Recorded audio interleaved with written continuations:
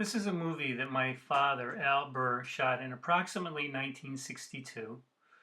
I had these on reel-to-reel for years, and we switched them over to DVD about 10 or 15 years ago.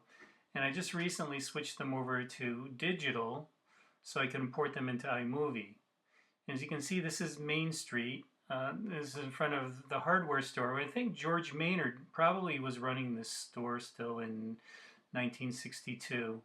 And I see Malloy's on Main Street here too, which I don't remember. I was only 3 years old when this video was taken. And of course, I've seen it a number of times. There you see Malloy's and the old cars. And I thought that I would take some of these videos and put them together so I could share them. And I know that it's fun to see these things, especially if it's the town that you grew up in. So I'll let you watch the rest of the video and hope you enjoy it. And I look forward to hearing everyone's comments.